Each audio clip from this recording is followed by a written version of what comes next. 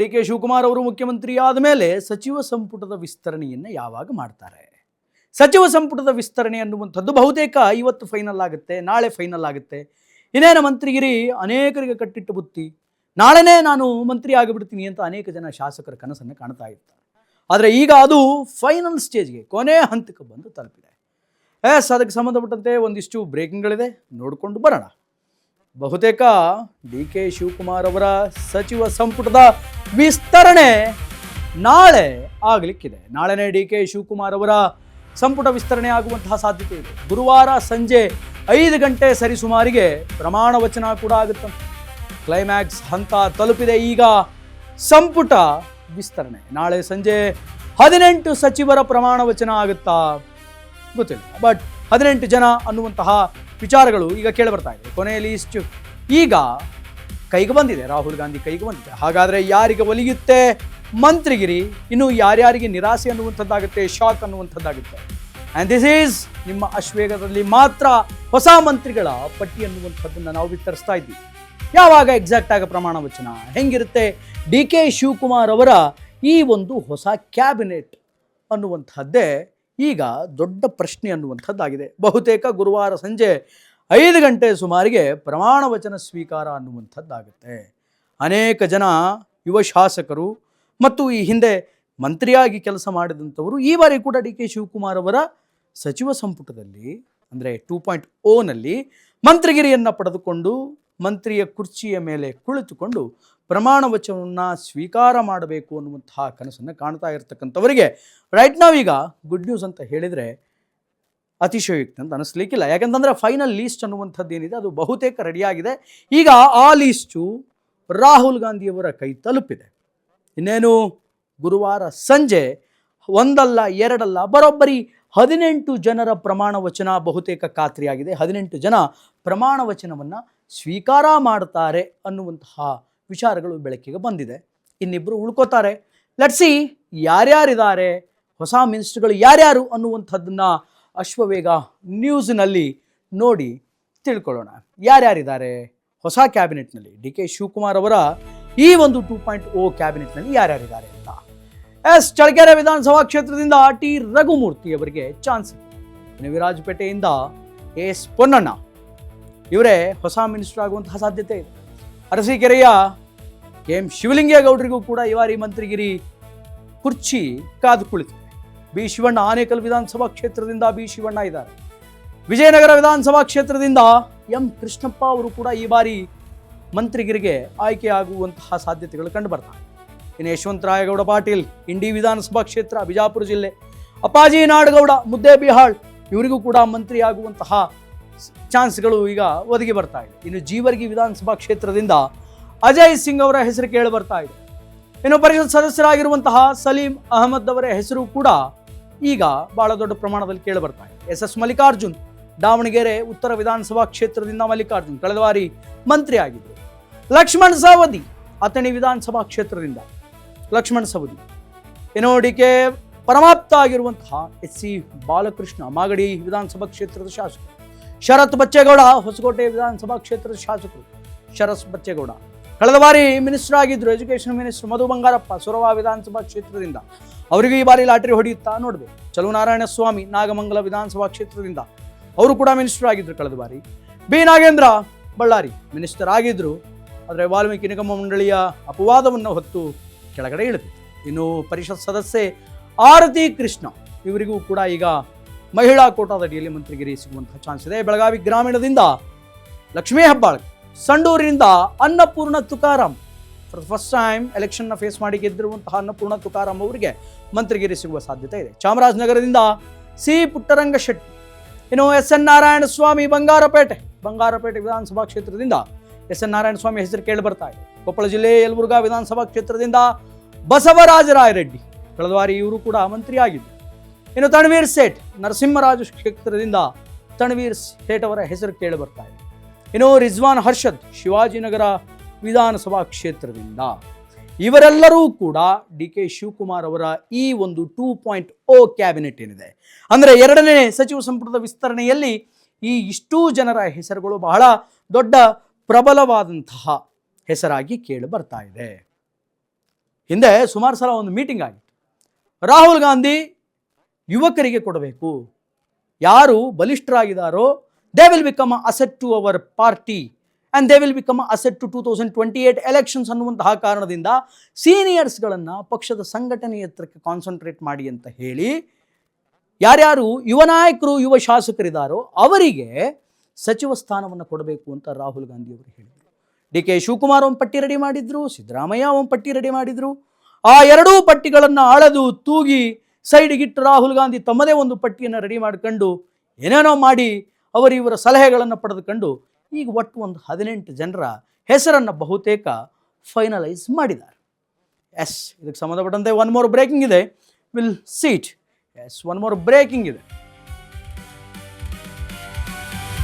ರಾಜ್ಯ ಸಚಿವ ಸಂಪುಟ ವಿಸ್ತರಣೆ ಪಟ್ಟಿ ಲಿಟ್ರಲಿ ಫೈನಲ್ ಆಗಿದೆ, ಬಹುತೇಕ ಅಂತಿಮವಾಗಿದೆ.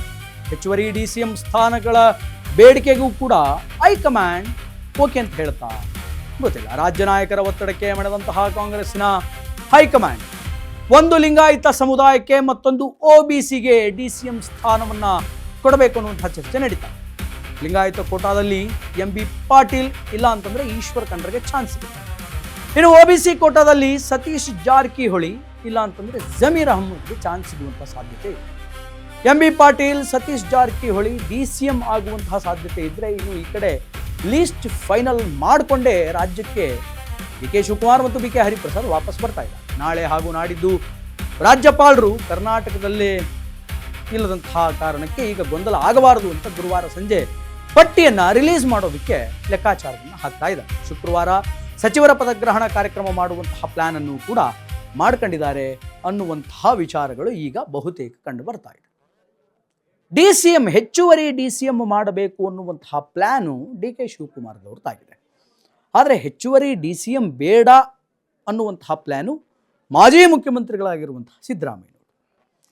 ಎಲ್ಲರಿಗೂ ಮಂತ್ರಿಗಿರಿಯನ್ನು ಕೊಟ್ಟು, ಎಲ್ಲರಿಗೂ ಉನ್ನತ ಸ್ಥಾನವನ್ನು ಕೊಟ್ಟು, ಸರ್ಕಾರವನ್ನು ಯಾವುದೇ ರೀತಿಯ ಚ್ಯುತಿ ಬರದೆ ನಡೆಸಿಕೊಂಡು ಹೋಗುವಂತಹ ಒಂದು ಒಂದು ಟಾಸ್ಕ್, ಬಿಗ್ಗೆಸ್ಟ್ ಟಾಸ್ಕ್ ಏನಿದೆ ಅದು DK ಶಿವಕುಮಾರ್ ಅವರು ಮುಂದಿದೆ.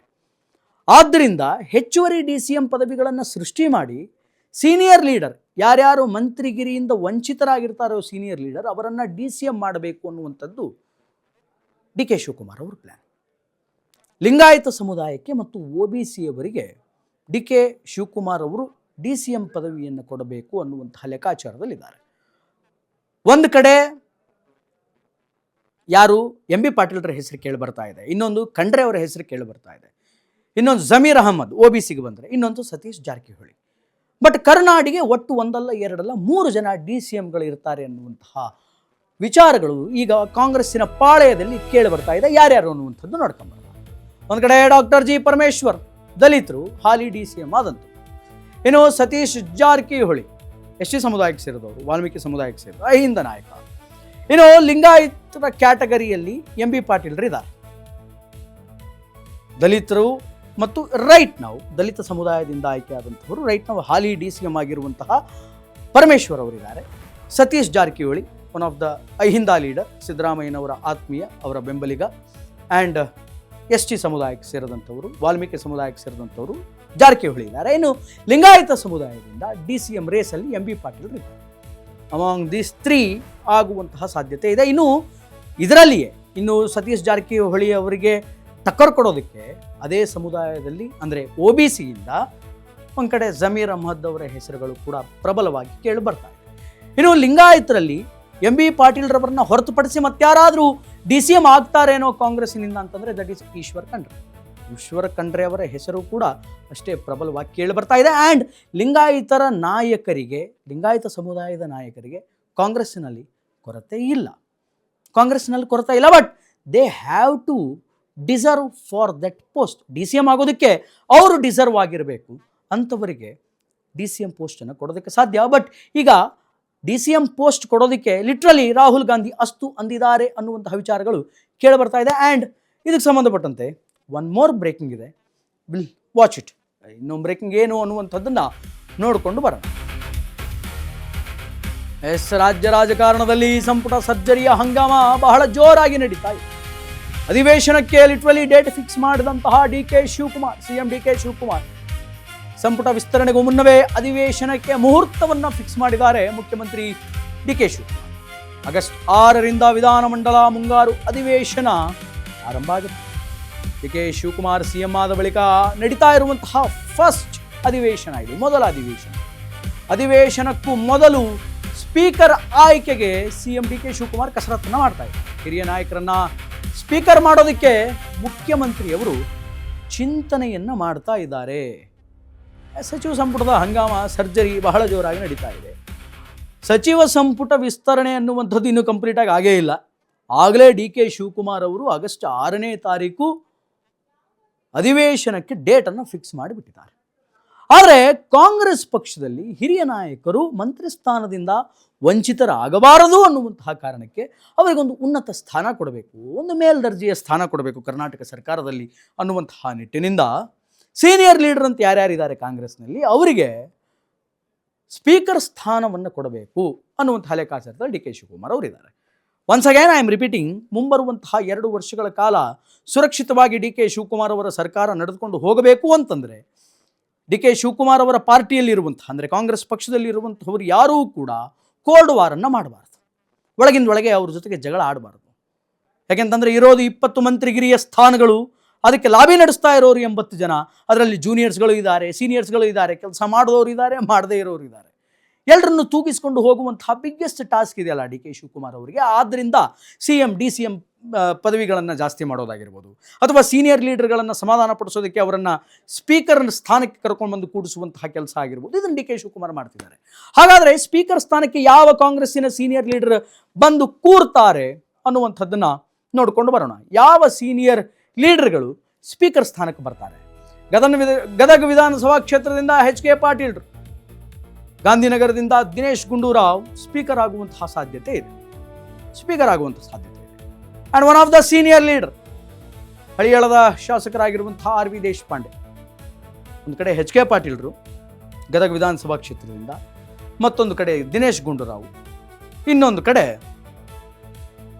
R.V. ದೇಶಪಾಂಡೆ. 3 ಜನ ಕಾಂಗ್ರೆಸ್ಸಿನ ಮೂಲ ನಾಯಕರು. ಸಿನ್ಸ್ ಫ್ರಮ್ ಡೇ 1 ಯಾವಾಗ ಪೊಲಿಟಿಕಲ್ ಕೆರಿಯರನ್ನು ಅವರು ಆರಂಭ ಮಾಡಿಕೊಂಡು ಬಂದರು ಅವತ್ತಿನಿಂದ ಹಿಡಿದು ಇವತ್ತಿನ ತನಕ ಕಾಂಗ್ರೆಸ್ಸಿನಲ್ಲೇ ಇದ್ದಂಥವರು. ಈ ಹಿಂದೆ ಅನೇಕ ಪೋರ್ಟ್ಫೋಲಿಯೋದಲ್ಲಿ ಕೆಲಸ ಕೂಡ ಮಾಡಿದ್ದಾರೆ. ಆದರೆ ಈಗ ಸಚಿವ ಸ್ಥಾನ ಇವರ ಕೈ ತಪ್ಪುವಂತಹ ಎಲ್ಲ ಲಕ್ಷಣಗಳು ಕಾಣ್ತಾ ಇದೆ. ಆದ್ದರಿಂದ ಅವರನ್ನು ಸ್ಪೀಕರನ್ನಾಗಿ ಮಾಡುವಂತಹ ಲೆಕ್ಕಾಚಾರವನ್ನು ಡಿ.ಕೆ. ಶಿವಕುಮಾರ್ ಅವರು ಮಾಡ್ತಾ ಇದ್ದಾರೆ. ಒಂದು ವೇಳೆ ಅವರನ್ನು ಏನೂ ಮಾಡಲಿಲ್ಲ, ಸ್ಪೀಕರು ಮಾಡಲಿಲ್ಲ, ಸಚಿವರನ್ನೂ ಮಾಡಲಿಲ್ಲ, ಆ್ಯಸ್ ಇಟ್ ಈಸ್ ಅವ್ರನ್ನ ಶಾಸಕರನ್ನು ಹಾಗೆ ಬಿಟ್ಟುಬಿಟ್ರೆ ಮುಂಬರುವಂತಹ 2028ರ ಚುನಾವಣೆಯಲ್ಲಿ ಕಾಂಗ್ರೆಸ್ ಪಕ್ಷಕ್ಕೆ ಹೊಡೆತ ಬೀಳುವಂತಹ ಸಾಧ್ಯತೆ ಇದೆ. ಆದ್ದರಿಂದ ಅವರ ಮನವೊಲಿಸುವಂತಹ, ಅವರ ಅನುಯಾಯಿಗಳ ಮನವೊಲಿಸುವಂತಹ ಯಥಾಮತಿ ಪ್ರಯತ್ನವನ್ನು ಡಿ.ಕೆ. ಶಿವಕುಮಾರ್ ಮಾಡ್ತಾ ಇದ್ದಾರೆ. ಒಂದು ಸುದ್ದಿ ಬಂದಿತ್ತು, ಗಾಳಿ ಸುದ್ದಿ. ಬಸವರಾಜ ಹೊರಟ್ಟಿ ಅವರಿಗೆ ಡಿ.ಕೆ. ಶಿವಕುಮಾರ್ ಅವರು ಕರೆ ಮಾಡಿ ತಾವು ಸ್ಪೀಕರ್ ಸ್ಥಾನದಿಂದ ಕೆಳಗಡೆ ಇಳಿಬೇಕು ಅಂತ ಸೂಚನೆ ಕೊಟ್ಟಿದ್ರು ಅನ್ನುವಂತಹ ವಿಚಾರಗಳು ಕೇಳಿಬಂದಿತ್ತು. ಸ್ಪೀಕರ್ ಸ್ಥಾನದಿಂದ ಕೆಳಗಡೆ ಇಳಿಬೇಕು ಅಂತಂದರೆ ಸ್ವಯಂ ಪ್ರೇರಿತವಾಗಿ ಅವರೇ ಸೆಲ್ಫ್ ಇಂಟ್ರೆಸ್ಟ್ ತೊಗೊಂಡು ಕೆಳಗಿಳಿಬೇಕು. ಇಲ್ಲಂತಂದರೆ ಏನೋ ನಂಬರ್ ಗೇಮಿನ ಆಟ ಆಗಬೇಕು. ಹಾಗೆ ನಂಬರ್ ಗೇಮಿನ ಆಟ ಆಗಿ ಸ್ಪೀಕರ್ ಆದಂಥವರು ಆ ಸ್ಥಾನದಿಂದ ಕೆಳಗೆ ಇಳಿದಂತಹ ಎಕ್ಸಾಂಪಲ್ಗಳು ಲಿಟ್ರಲಿ ಬಹಳ ಕಡಿಮೆ. ಸ್ಪೀಕರ್ ಸ್ಥಾನದಿಂದ ಅವರೇ ಕೆಳಗಡೆ ಇಳಿಬೇಕು. ಹಾಗೆ ಹೊರಟ್ಟಿಯವರೇ ನೀವು ಕೆಳಗೆ ಇಳಿದು ಬಿಡಿ ಅನ್ನುವಂತಹ ವಿಚಾರವನ್ನು, ಸೂಚನೆಯನ್ನು ಡಿ.ಕೆ. ಶಿವಕುಮಾರ್ ಅವರು ಬಸವರಾಜ ಹೊರಟ್ಟಿ ಕೊಟ್ಟಿದ್ದಾರೆ ಅನ್ನುವಂತಹ ವಿಚಾರಗಳು ಕೇಳಿ ಬರ್ತಾ ಇದೆ. ಆದರೆ ಡಿ.ಕೆ. ಶಿವಕುಮಾರ್ ಅವರ ಈ ಸೂಚನೆಗೆ ಹೊರಟ್ಟಿಯವರು ಲಿಟ್ರಲಿ ಡೋಂಟ್ ಕೇರ್ ಪಾಲಿಸಿಯನ್ನು ಅಪ್ಲೈ ಮಾಡಿದ್ದಾರೆ. ಅವ್ರ ಮಾತನ್ನು ಇವರು ಕಿವಿಗೆ ಹಾಕೊಂಡಿಲ್ಲ. ನಾನೇ ಯಾಕೆ ಕೊಡಬೇಕು? 2021ರಲ್ಲಿ ಪಶ್ಚಿಮ ಶಿಕ್ಷಣ ಪದವೀಧರರ ಚುನಾವಣೆಯಲ್ಲಿ ಗೆದ್ದು ಬಂದು ಇವತ್ತು ನಾನು ಸ್ಪೀಕರ್ ಆಗಿ ಕೂತ್ಕೊಂಡಿದ್ದೀನಿ. ನಿಮ್ಮ ಸರ್ಕಾರದ ಹಿರಿಯ ನಾಯಕರಿಗೆ ಸ್ಪೀಕರ್ ಸ್ಥಾನ ಕೊಡಬೇಕು ಅಂತ ನಾನು ಕೆಳಗಿಳಿರಿ ಅಂದರೆ ಹೆಂಗೆ ಅಂತ ಹೇಳಿ ಲಿಟ್ರಲಿ ಡಿ.ಕೆ. ಶಿವಕುಮಾರ್ ಅವರ ಆ ಸೂಚನೆಯನ್ನು ಪ್ರಾಬಬಲಿ ಹೊರಟ್ಟಿಯವರು ಲೈಟಾಗಿ ತೆಗೆದುಕೊಂಡಿರಬಹುದು. ಒಂದು ವೇಳೆ ಹೊರಟ್ಟಿಯವರು ಬದಲಾಗಬೇಕು ಅಂತಂದರೆ ಏನೇನು ಕಸರತ್ತುಗಳನ್ನು ಮಾಡಬೇಕು, ಅದನ್ನು ಡಿ.ಕೆ. ಶಿವಕುಮಾರ್ ಹೆಂಗೆ ಮಾಡ್ತಾರೆ ಅನ್ನುವಂಥದ್ದನ್ನು ಕಾದು ನೋಡಬೇಕು. ಆ್ಯಂಡ್ ಹೊರಟ್ಟಿ ಸ್ಟೆಪ್ ಡೌನ್ ಆಗುವಂಥದ್ದು, ಬಸವರಾಜ ಹೊರಟ್ಟಿಯವರು ಸ್ಪೀಕರ್ ಸ್ಥಾನದಿಂದ ಸ್ಟೆಪ್ ಡೌನ್ ಆಗುವಂಥದ್ದು ಪ್ರಾಬಬಲಿ ಸಿದ್ದರಾಮಯ್ಯನವರಿಗೂ ಇಷ್ಟ ಇಲ್ಲ. ಹಂಗೇನಾದರೂ ಇಂಟೆನ್ಷನ್ ಇತ್ತು ಅಂತಂದರೆ ಅವರದ್ದೇ ಪಕ್ಷದ ನಾಯಕರು, ಕಾಂಗ್ರೆಸ್ ಪಕ್ಷದ ನಾಯಕರೇ ಸ್ಪೀಕರ್ ಸ್ಥಾನದಲ್ಲಿ ಕುಳಿತುಕೊಳ್ಳಬೇಕು ಅನ್ನುವಂತಹ ಅಭಿಲಾಷೆ, ಆಸೆ, ಜಿದ್ದು ಏನಾದರೂ ಇತ್ತು ಅಂತಂದರೆ ಸಿದ್ದರಾಮಯ್ಯ ಯಾವಾಗೋ ಮಾಡಿಬಿಡ್ತಿದ್ರು ಆ ಕೆಲಸವನ್ನು, ಯಾವಾಗಲೂ ಮಾಡಿಬಿಡ್ತಿದ್ರು, ಕಳೆದ 3 ವರ್ಷಗಳಲ್ಲಿನೇ ಮಾಡಿಬಿಡ್ತಿದ್ರು. ಸೊ ಸಿದ್ದರಾಮಯ್ಯ ಆ ರಿಸ್ಕನ್ನು ತೆಗೆದುಕೊಳ್ಳೋಕೆ ಹೋಗಲಿಲ್ಲ. ಬಟ್ ಈಗ ಆ ರಿಸ್ಕಿಗೆ ಕೈ ಹಾಕೋದಕ್ಕೆ ಡಿ ಕೆ ಶಿವಕುಮಾರ್ ರೆಡಿ ಆಗಿದ್ದಾರೆ. ಯಾಕೆ ಅಂತಂದರೆ ಒನ್ಸ್ ಅಗೇನ್ ಸ್ವಪಕ್ಷದ ಹಿರಿಯ ನಾಯಕರ ಮನವೊಲಿಕೆಗೆ ಎಚ್ ಕೆ ಪಾಟೀಲ್ ಆಗಿರಬಹುದು, ದಿನೇಶ್ ಗುಂಡೂರಾವ್ ಆಗಿರಬಹುದು, ಆರ್ ವಿ ದೇಶಪಾಂಡೆ ಆಗಿರಬಹುದು, ಇವರಿಗೆಲ್ಲ ಸಚಿವ ಸ್ಥಾನ ಈ ಬಾರಿ ಸಿಗೋದು ಬಹುತೇಕ ಡೌಟ್ ಆಗಿದೆ. ಆದ್ದರಿಂದ ಗೌರವಯುತವಾಗಿ ಅವರನ್ನು ಸ್ಪೀಕರನ್ನಾಗಿ ಮಾಡಿ ಅಲ್ಲಿ ಕೂಡಿಸಿ ನಾನು ಆರಾಮಾಗಿ 1-2 ವರ್ಷ ಸರ್ಕಾರ ನಡೆಸ್ಕೊಂಡು ಹೋಗೋಣ ಅನ್ನುವಂಥದ್ದು ಡಿ ಕೆ ಶಿವಕುಮಾರ್ ಅವರ ಲೆಕ್ಕಾಚಾರ. ಡಿ ಕೆ ಶಿವಕುಮಾರ್ ಅವರ ಈ ಲೆಕ್ಕಾಚಾರ ಅದೆಷ್ಟರ ಮಟ್ಟಿಗೆ ಸಕ್ಸಸ್ಫುಲ್ ಆಗುತ್ತೆ, ಅದೆಷ್ಟರ ಮಟ್ಟಿಗೆ ಎಕ್ಸಿಕ್ಯೂಟ್ ಆಗಿ ಅದ್ಭುತವಾದಂತಹ ಔಟ್ಪುಟ್ ಬರುತ್ತೆ, ಕಾದು ನೋಡಬೇಕು. We have to wait and watch. ಇದು ಕಾಂಗ್ರೆಸ್ಸಿನ ಈಗಿನ ಕಾಂಗ್ರೆಸ್ ಸರ್ಕಾರದ ಸಚಿವ ಸಂಪುಟದ ಅಂತಿಮ ಘಟ್ಟದ ಹಣಾಹಣಿ ಫೈನಲ್ ಸ್ಟೇಜಿಗೆ ಬಂದು ನಿಂತಿದೆ. ಬಕಪಕ್ಷಿಗಳ ಹಾಗೆ ಕಾಯ್ದುಕೊಂಡು ಕುಳಿತಿರುವಂತಹ ಶಾಸಕರಿಗೆ ರೈಟ್ ನೌ ಈಗ ಗುಡ್ ನ್ಯೂಸ್ ಅನ್ನುವಂಥದ್ದು ಬರುತ್ತೆ. ಎಸ್, ಏನೋ ಇದಕ್ಕೆ ಸಂಬಂಧಪಟ್ಟಂತೆ ನಮ್ಮ ಪ್ರತಿನಿಧಿ ವಿವೇಕ್ ಡೆಸ್ಕಿಂದ ಲೈವಲ್ಲಿದ್ದಾರೆ. Will talk to Vivek. Vivek, ಏನು ಹೇಳ್ತೀರಿ ಈ ಸಚಿವ ಸಂಪುಟದ ಬಗ್ಗೆ? ಸಚಿವ ಸಂಪುಟದ ಫೈನಲ್ ಪಟ್ಟಿ ಅನ್ನುವಂಥದ್ದು ಬಹುತೇಕ ರೆಡಿಯಾಗಿದೆ ಅಂತ ಹೇಳ್ತಾ ಇದ್ದಾರೆ. ಇನ್ನದರೆಲ್ಲದರ ಜೊತೆಗೆ ಕಾಂಗ್ರೆಸ್ಸಿನ ಸೀನಿಯರ್ ಲೀಡರ್ಗಳಿಗೆ ಈ ಬಾರಿ ಸ್ಪೀಕರ್ ಸ್ಥಾನವನ್ನು ಕೊಡಲಾಗುತ್ತೆ ಅಂತ ಹೇಳ್ತಾ ಇದ್ದಾರೆ. ಡಿ ಸಿ ಎಂ ಸ್ಥಾನಗಳು ಅಧಿಕ ಆಗುತ್ತೆ, ಇನ್ನು ಹೆಚ್ಚುವರಿ ಡಿ ಸಿ ಎಂ ಸ್ಥಾನಗಳ ನಿರ್ಮಾಣ ಅನ್ನುವಂಥದ್ದು ಆಗುತ್ತೆ ಅಂತ ಹೇಳ್ತಾ ಇದ್ದಾರೆ. What's your opinion? Is that true? Srinivas, ನೀವೀಗ 3 ವಿಚಾರಗಳನ್ನ ಕೇಳಿದ್ದೀರಾ. ಮೊದಲಿಗೆ ಏನು ಈಗಾಗಲೇ ಸಚಿವ ಸಂಪುಟದ ಪಟ್ಟಿಯ ವಿಚಾರದ ಬಗ್ಗೆ ಮಾತನಾಡ್ತಾ ಹೋದರೆ ನಾವು ಕೂಡ ಸಾಕಷ್ಟು ಬಾರಿ ಒಂದಿಷ್ಟು ಪಟ್ಟಿಗಳನ್ನು ಬಿಡುಗಡೆ ಮಾಡಿದ್ದೀವಿ. ಆದರೆ ಅಂತಿಮವಾಗಿ ಹೈಕಮಾಂಡ್ ಯಾವ ಪಟ್ಟಿಯನ್ನು ಫೈನಲ್ ಮಾಡುತ್ತೆ ಅಂತ ಕೂಡ ಕಾದು ನೋಡಬೇಕಾಗಿರುತ್ತೆ. ಇನ್ನೇನು ಮೊನ್ನೆ ಅಷ್ಟೇ ಮೀಟಿಂಗ್ ನಡೀಬೇಕಿತ್ತು. ಮೊನ್ನೆ ಒಂದಿಷ್ಟು ಜಂಜಿ ಅವರ ಒಂದು ಕಾಕ್ರೋಚ್ ಪಾರ್ಟಿಯ ಗಲಾಟೆಗಳಿಂದ ಕೂಡ ಅದು ಮುಂದೂಡಲಾಗಿತ್ತು. ಮತ್ತು ಈಗ ಕೂಡ ಅಷ್ಟೇ ನಿನ್ನೆಯೇ ಚರ್ಚೆ ಆಗಬೇಕಿತ್ತು, ನಿನ್ನೆ ಕೂಡ ಆಗಿರಲ್ಲ, ಮತ್ತು ಇವತ್ತು ಚರ್ಚೆ ಆಗಬೇಕಿತ್ತು. ರಾಹುಲ್ ಗಾಂಧಿ ಅವರ ಜೊತೆ ಒಂದು ಸುತ್ತಿನ ಸಭೆ ಏನು ಬಾಕಿ ಇದೆ, ಈಗಾಗಲೇ ವೇಣುಗೋಪಾಲ್ ಅವರ ಜೊತೆ ಕೂಡ ಒಂದು ಸುತ್ತಿನ ಸಭೆ ಮುಗಿಸಿದ್ದಾರೆ, ಮತ್ತು AICC ಅಧ್ಯಕ್ಷರ ಜೊತೆ ಕೂಡ ಒಂದು ಸುತ್ತಿನ ಸಭೆಯನ್ನು ಮುಗಿಸಿದ್ದಾರೆ. ಆಲ್ಮೋಸ್ಟ್ ಎಲ್ಲವೂ ಕೂಡ ಫೈನಲ್ ಆಗಿದೆ. ಕೇವಲ ಈಗ ರಾಹುಲ್ ಗಾಂಧಿ ಅವರು ಆ ಪಟ್ಟಿಯನ್ನು ತೆಗೆದುಕೊಂಡು ಯಾರು ಓಕೆ, ಯಾರು ಅಂದರೆ ಟಿಕ್ ಮಾರ್ಕ್ ಹಾಕೋದು ಮಾತ್ರ ಬಾಕಿ ಇದೆ. ಈಗಾಗಲೇ ಎಲ್ಲ ಎಕ್ಸಾಮ್ ಕೂಡ ಆಗಿದೆ, ಎಲ್ಲವೂ ಕೂಡ ರೆಡಿ ಆಗಿದೆ, ಎಲ್ಲವೂ ಕೂಡ ವ್ಯಾಲ್ಯೂಯೇಷನ್ ಕೂಡ ಆಗಿದೆ. ಕೇವಲ ಈಗ ರಾಹುಲ್ ಗಾಂಧಿ ಅವರು ಮಾರ್ಕ್ಸ್ ಹಾಕೋದು ಒಂದೇ ಬಾಕಿ ಇದೆ ಅಂತಲೇ ಹೇಳ್ಬೋದು. ಯಾರಿಗೆ ಎಷ್ಟು ಮಾರ್ಕ್ಸ್ ಹಾಕಿಕೊಟ್ಟು ಅವ್ರನ್ನೇ ಸಚಿವರು ಮಾಡಿ ಅಂತ ಫೈನಲ್ ಮಾಡ್ತಾರೆ ಅನ್ನೋದಕ್ಕೆ ಮಾತ್ರ ಇಲ್ಲಿನ ರಾಜ್ಯದ ನಾಯಕರು ಕಾಯ್ತಾ ಇರ್ತಕ್ಕಂಥದ್ದು ಸದ್ಯದ ಮಟ್ಟಿಗೆ. ಈಗ ಆ ಮೀಟಿಂಗ್ ಏನಿದೆ ಇವತ್ತು ರಾತ್ರಿ ಕೂಡ ನಡೆಯುವಂಥ ಚಾನ್ಸಸ್ ಬಹಳ ಕಮ್ಮಿ ಇದೆ. ಆದರೆ ನಾಳೆ ಬೆಳಗ್ಗೆ ಹೊತ್ತಿಗೆ ಆ ಮೀಟಿಂಗ್ ಕೂಡ ನಡೆಯುವಂಥ ಚಾನ್ಸಸ್ ಹೆಚ್ಚಿದೆ ಅಂತ ಕೂಡ ಕೇಳಿ ಬರ್ತಾ ಇದೆ. ಒಂದು ವೇಳೆ ಪಾಸಿಬಿಲಿಟಿ ಕಮ್ಮಿ ಇದ್ರೂ ಕೂಡ ಇವತ್ತಿನ ರಾತ್ರಿ ಏನಾದರೂ ಮೀಟಿಂಗ್ ನಡೆದ್ರೆ ನಾಳೆಗೆ ಸಚಿವ ಸಂಪುಟ ಫೈನಲ್ ಮಾಡಿ ನಾಳೆನೇ ಪ್ರಮಾಣ ವಚನ ಆಗುವಂಥ ಚಾನ್ಸಸ್ ಕೂಡ ಇದೆ. ಜೊತೆಗೆ ನಾಳೆ ಏನಾದರೂ ಮೀಟಿಂಗ್ ನಡೆದ್ರೆ ನಾಳೆದ್ದು ಅಂದರೆ ಶುಕ್ರವಾರ ಮಧ್ಯಾಹ್ನದ ವೇಳೆಗೆ ಸಚಿವರು ಏನು ಎಲ್ಲರೂ ಪ್ರಮಾಣ ವಚನ ತೆಗೆದುಕೊಳ್ಳುವಂಥ ಸಾಧ್ಯತೆಗಳಿದೆ. ಇಷ್ಟು ವಿಚಾರಗಳು ಈಗ ಸದ್ಯದ ಮಟ್ಟಿಗೆ ಡೆಲ್ಲಿಯಿಂದ ಮಾಹಿತಿಗಳು ಲಭ್ಯ ಆಗ್ತಿದೆ ಶ್ರೀನಿವಾಸ್. ಜೊತೆಗೆ ಇನ್ನೊಂದು ವಿಚಾರವನ್ನು ಕೇಳಿದ್ರೆ ಈಗಾಗಲೇ ಏನು ಸ್ಪೀಕರನ್ನು ಯಾರನ್ನಾಗಿ ಆಯ್ಕೆ ಮಾಡ್ತಾರೆ ಅಂತ ಈಗ ಪ್ರಮುಖವಾಗಿ ಇರ್ತಕ್ಕಂಥದ್ದು ರೇಸ್ನಲ್ಲಿ ಇಬ್ಬರೇ ಅಂತಲೇ ಹೇಳ್ಬೋದು. ಒಂದು BR ಪಾಟೀಲು, ಮತ್ತೊಂದು HK ಪಾಟೀಲ್. ಇವರಿಬ್ಬರ ಪೈಕಿ ಒಬ್ಬರನ್ನ ಸ್ಪೀಕರ್ ಆಗಿ ಆಯ್ಕೆ ಮಾಡ್ತಾರೆ ಅಂತ ಕೂಡ ಕೇಳಿ ಬರ್ತಾ ಇದೆ. ಯಾಕಂದರೆ ಈ ಹಿಂದೆ BR ಪಾಟೀಲ್ ಅವರು ಸಚಿವ ಸ್ಥಾನ ಕೊಡಿ ಅಂತ ಬೇಡಿಕೆಯನ್ನು ಕೂಡ ಇಟ್ಟಿದ್ರು, ಅವ್ರಿಗೆ ಸಚಿವ ಸ್ಥಾನಮಾನ ಕೊಡಲಿಲ್ಲ. ಮತ್ತು ಈ ಬಾರಿ ಕೂಡ ಅವ್ರಿಗೆ ಸಚಿವ ಸ್ಥಾನಮಾನ ಕೊಡೋದು ಬಹುತೇಕ ಡೌಟ್. ಆ ನಿಟ್ಟಿನಲ್ಲಿ ಇನ್ನೇನು ಕೇವಲ ಸರ್ಕಾರದ ಅವಧಿ ಬಾಕಿ ಇರತಕ್ಕಂಥದ್ದು 1.5 ವರ್ಷ ಮಾತ್ರ. ಆ ನಿಟ್ಟಿನಲ್ಲಿ ಅವ್ರಿಗೆ ಸ್ಪೀಕರ್ ಸ್ಥಾನ ಕೊಡ್ತಾರೆ ಅನ್ನೋ ಮಾಹಿತಿ ಕೂಡ ಲಭ್ಯವಾಗ್ತಿದೆ. ಜೊತೆಗೆ ಇನ್ನೊಂದು ಕಡೆ ನೋಡ್ತಾ ಹೋದರೆ HK ಪಾಟೀಲ್ ಅವರು ಈ ಹಿಂದೆ ಕಾನೂನು ಸಚಿವರಾಗಿ ಕೆಲಸವನ್ನು ಕೂಡ ನಿರ್ವಹಿಸಿದಂಥವರು, 3 ವರ್ಷಗಳ ಕಾಲ ಸಚಿವರಾಗಿದ್ದರು. ಸೊ ಹಾಗಾಗಿ ಅವ್ರಿಗೂ ಕೂಡ ಒಳ್ಳೆ ಎಕ್ಸ್ಪೀರಿಯನ್ಸ್ ಇರ್ತಕ್ಕಂಥದ್ದು, ಜೊತೆಗೆ ಎಲ್ಲರನ್ನೂ ಹ್ಯಾಂಡಲ್ ಮಾಡೋ ಒಂದು ಕೇಪಬಿಲಿಟಿ ಇರ್ತಕ್ಕಂಥದ್ದು. ಸೊ ಅವ್ರಿಗೂ ಕೊಡುವಂಥ ಚಾನ್ಸಸ್ ಇದೆ. ಇವರಿಬ್ಬರ ಪೈಕಿ ಒಬ್ಬರಿಗೆ ಆಯ್ಕೆ ಮಾಡೋದು ಇನ್ನೇನು ಬಹುತೇಕ ಫಿಕ್ಸ್ ಅಂತಲೂ ಕೂಡ ಕೇಳಿ ಬರ್ತಾ ಇದೆ. ಜೊತೆಗೆ ಹೆಚ್ಚುವರಿ DCM ಹುದ್ದೆಗಳ ವಿಚಾರದ ಪೈಕಿ ಮಾತನಾಡ್ತಾ ಹೋದರೆ ಈಗಾಗಲೇ ಏನು ಹೆಚ್ಚುವರಿ DCM ಹುದ್ದೆಯ ರೇಸ್ನಲ್ಲಿ ಸದ್ಯದ ಮಟ್ಟಿಗೆ MB ಪಾಟೀಲ್ ಅವರು ಇರ್ತಕ್ಕಂಥದ್ದು.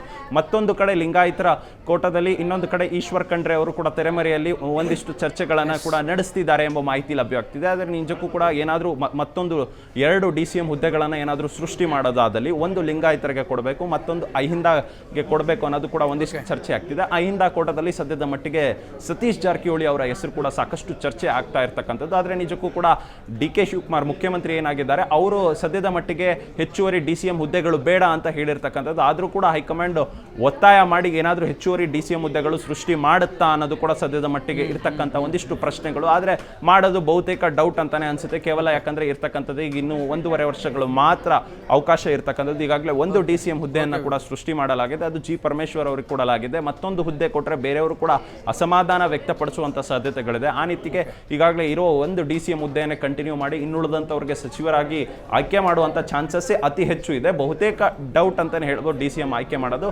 ಇದೇನಾದರೂ ಹೊಸ ಟ್ರಯಲ್ ಅಂಡ್ ಎರರ್ ಆಪ್ಷನ್ ಏನಾದರೂ ಹುಡುಕುತ್ತಾ ಕಾಂಗ್ರೆಸ್ ಮತ್ತೊಮ್ಮೆ? ಯಾಕಂದ್ರೆ ಈಗ ಕೇವಲ ಕಾಂಗ್ರೆಸ್ನ ಮುಂದೆ ಇರ್ತಕ್ಕಂಥ ಏಕೈಕ ವಿಚಾರ ಅದು ಏನಂದ್ರೆ 2028 ಸಾರ್ವತ್ರಿಕ ಚುನಾವಣೆಯಲ್ಲಿ ನಾವು ಗೆಲ್ಲೋದಕ್ಕೆ ಏನ್ ಮಾಡಬೇಕು ಅಂತ. ಆ ವಿಚಾರದ ಪೈಕಿ ಸಾಕಷ್ಟು ಫೋಕಸ್ ಮಾಡಿ ಈಗ ಸಚಿವ ಸಂಪುಟ ಯಾರಿಗೆ ಸಚಿವ ಸ್ಥಾನಮಾನ ಕೊಡಬೇಕು ಅಂತ ಎಲ್ಲಾ ಲೆಕ್ಕಾಚಾರ ಮಾಡಿರ್ತಕ್ಕಂಥದ್ದು.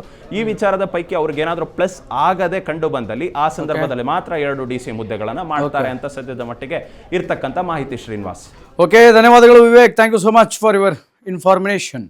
ಒಟ್ಟಾರೆಯಾಗಿ ಹೆಂಗಿದೆ ಅಂತಂದರೆ ಲಿಟ್ರಲಿ ಸಮಾಧಾನಕರ ಬಹುಮಾನ ಅಂತ ಕೊಡ್ತಾರಲ್ಲ ಸ್ಕೂಲಲ್ಲಿ ಮಕ್ಕಳಿಗೆ, ಹಾಗೆ ಕಾಂಗ್ರೆಸ್ಸಿನ ಹಿರಿಯ ನಾಯಕರಿಗೆ ಒಂದು ಸಮಾಧಾನ ಆಗಲಿ ಅಂತ ಸ್ಪೀಕರ್ ಸ್ಥಾನವನ್ನು ಕೊಡುವ ನಿರ್ಧಾರಕ್ಕೆ DK ಶಿವಕುಮಾರ್ ಬಂದಿದ್ದಾರೆ. ಹೆಚ್ಚುವರಿ CM ಮಾಡುವಂತಹ ನಿರ್ಧಾರಕ್ಕೆ ಬಂದಿದ್ದಾರೆ, DCM ಮಾಡುವಂತಹ ನಿರ್ಧಾರಕ್ಕೆಲ್ಲ ಬಂದಿದ್ದಾರೆ. ಅದಕ್ಕೆ ಲಿಟ್ರಲಿ ಇವರು ಕೂಡ ಅಷ್ಟು ಅಂದಿದ್ದಾರೆ. ಬಟ್ ಎಲ್ಲಿಗೆ ಬಂದು ನಿಲ್ಲುತ್ತೆ ಅನ್ನುವಂಥದ್ದನ್ನು we have to wait and watch.